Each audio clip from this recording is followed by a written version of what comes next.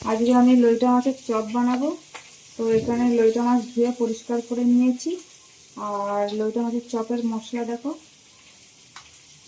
রসুন, কাঁচা লঙ্কা, আদা, গোলমরিচ আর ধনেপাতা সব একসাথে পেস্ট করে নেব। তো আমি লইটা মাছটা বড়া বানানোর আগে 1 ঘন্টা মশলা মেখে রেখে দেবো। তো তার আগে একটু দিয়ে দেবো লেবুর রস দিয়ে দিলাম। আর যে সেই মশলাটা যে একসাথে সব পেস্ট করে রেখেছি ওই মশলাটা দিয়ে দেবো। আর দিয়ে দেবো নুন, আর দিয়ে দেবো একটু হলুদ। সব খুব ভালো করে মেখে 1 ঘন্টা রেখে দেবো, তারপরে বড়া বানাবো।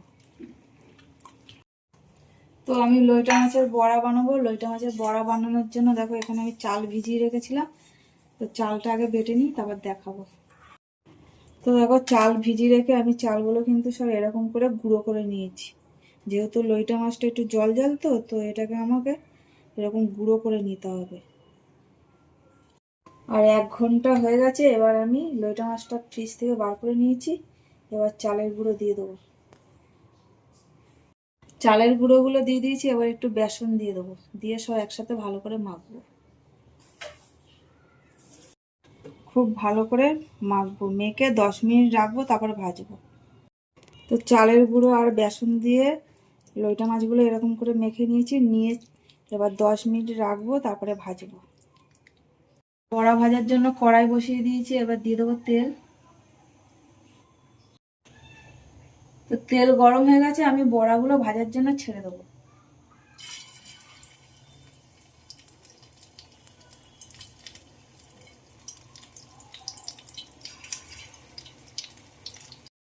তো বড়াগুলো 1 পিঠ হয়ে গেছে, আর 1 পিঠ আমি উল্টে দেবো। আর গ্যাসটা কিন্তু খুব কমিয়ে ভাজতে হবে, না হলে মাছের ভেতরটা কাঁচা থাকবে।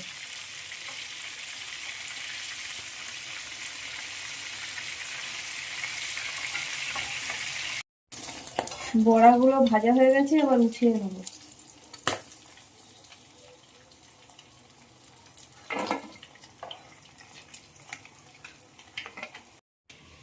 তো লইটা মাছের বড়া কিন্তু একদম হয়ে গেছে।